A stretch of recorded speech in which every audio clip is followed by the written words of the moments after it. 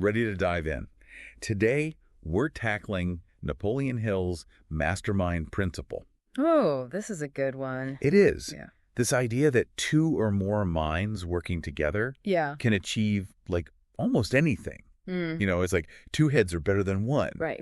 But Hill takes it so much further. Definitely. And by the end of this deep dive, Okay. you'll see how masterminds, they're not just, like, helpful. They're practically a cheat code to unlock potential you didn't even know you had. Well, and what's so interesting is that Hill presents this principle as a, like, hidden force behind tons of achievements. Okay. Not just in business, but in, like, all parts of life. So not just about finding, like, a business partner. Right. What kind of examples does he use? He uses a whole bunch. Yeah. From, like, the formation of the United States. Oh, wow. Which Hill says came from a mastermind of the founding fathers to the success of people like Kate Smith and Edgar Bergen. Okay, wait. So the founding of the U.S. was a pretty messy thing. Sure.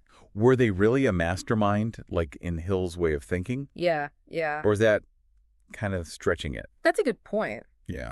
It's true. There were, arguments and conflicts and things. Right. But what Hill focuses on is their shared vision for a free nation. Right. He says that their combined brain power, their commitment to that vision, even with their differences. Yeah. That's what made them successful. Okay, so then how does this, like, mental chemistry actually work?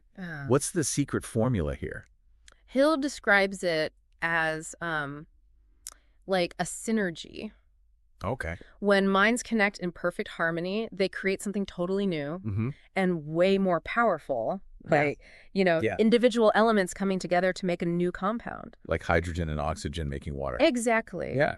On their own, they're totally different. Totally. But together, they create something like essential for life. Right. And the synergy helps masterminds go beyond what they could do alone. One person might have the creative vision, another the organization skills, and someone else the network to make it all happen. Okay. On their own, they're strong. Yeah. But together, unstoppable. So it's not just finding people who think alike then. Right. You need different strengths, different views to really make it work. For sure. Like, take Kate Smith. Okay.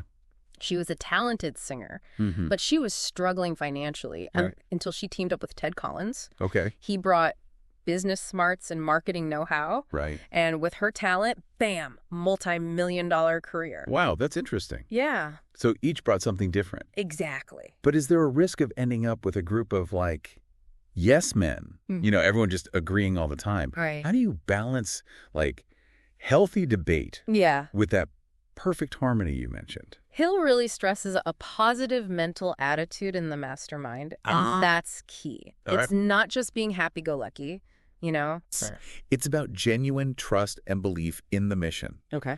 Even when you disagree or hit a roadblock, a mastermind thrives on good criticism and different viewpoints, but it needs that trust so negativity doesn't wreck everything. I'm seeing how this applies in different situations. Yeah. But is there a danger of, like, idealizing these partnerships? Did Ford and his wife never disagree? Ford's story is really interesting. Okay. Because while his wife was, a huge support, Right. his mastermind went beyond just their relationship. Okay. He worked with guys like Harvey Firestone, Okay. who gave him super important business advice. So it's like Edgar Bergen and Charlie McCarthy. Oh, honestly. This, like, unexpected duo that Yeah. became super successful. Bergen's creativity and Charlie's, personality captivated audiences on radio and TV. Wow. It shows how a mastermind can take individual strengths and reach a way bigger audience than either could on their own. Okay, what about the average person? Let's say I'm not starting a company or trying to be an entertainer. Yeah. How do I, someone with a regular job, use this mastermind principle? Hill was convinced this principle could be used anywhere in life. Really? Even if you're working for a salary. Think about the possibilities if you team up with colleagues who share your goals. So instead of competing with colleagues, I should be working with them. Exactly. Imagine this. You and a colleague both want a promotion. Right. Instead of fighting, you form a mastermind. Okay. One focuses on technical skills, the other on leadership. Right. You share, support each other. Yeah. And you both end up winning. Interesting. It's like shifting your thinking from me against them to us together. Right. We all rise together. Exactly. Okay, I'm convinced this mastermind thing, it's powerful stuff, but where do I even start? Yeah. How do I find the right people? And, like, how do we structure this alliance? Hill gives a pretty clear plan in his book. Get it? It says, start with your 3-year goals. Right. Figure out the income you want and how you'll get it. Okay. And then make mastermind alliances with at least 2 people. Right. Ideally, one from family and one from work. That makes sense. You need that support from both sides. Yeah. But finding the right people, that's only half the battle, right? Right. How do you make sure this doesn't just become, like, casual group chat? Yeah. That it really functions as a mastermind. That's where that perfect harmony is so important. Okay. Hill believed that true masterminds, they work on a much deeper level, with everyone committed to each other's success. Okay. And really understanding each other's strengths and weaknesses. So it's more than just setting goals and meeting up every now and then. Right. There has to be this real connection, a shared purpose. Absolutely. It's about making a space where everyone feels safe to share ideas, vulnerabilities, ambitions. Right. And it's about holding each other accountable. Yeah. Giving support, celebrating wins. So like a high-performing team, Yeah. but with a more personal touch. Exactly. What about people who are more introverted? Is this mastermind principle only for, like, extroverts who love brainstorming in groups? That's a common misunderstanding. Yeah. Masterminds often do involve collaboration and discussion. Right. But the principle itself,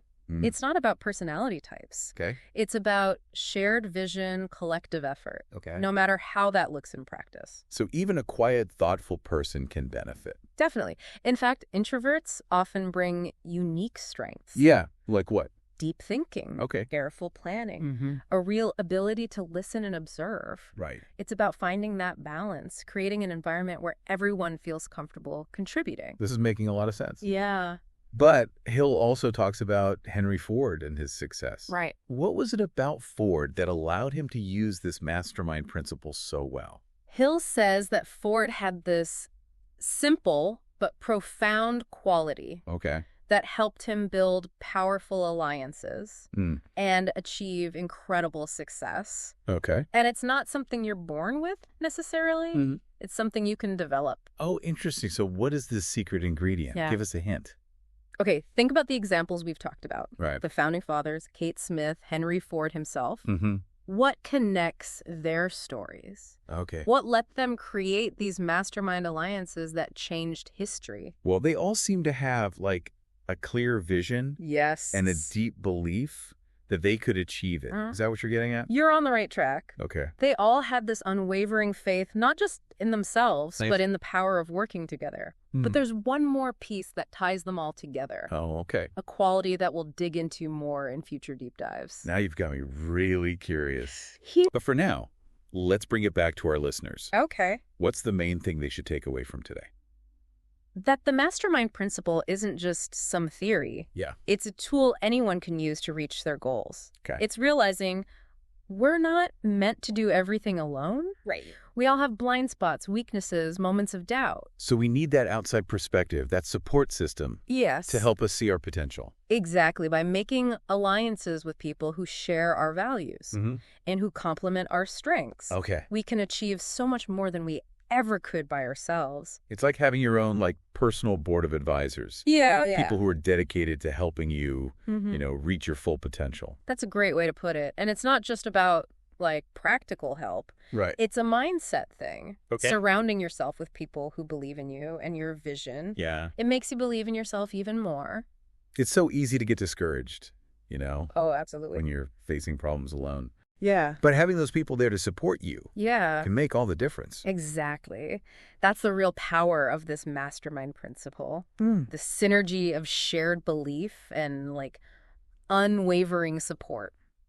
So as we wrap up this deep dive, Okay. what's the one thing you really want our listeners to take away and actually start using in their own lives? Start by thinking about the areas where you feel stuck Okay. or where you could use the insights and support of others. All right. Then think about the people in your life who share your values, who inspire you, who you really believe in. So not just anyone, but people you connect with on a, like, deeper level. Exactly. Reach out to them. Yeah. Share your goals and see if you can form a mastermind alliance. Okay. It might be a formal thing or more casual. Right, whatever works best. Exactly.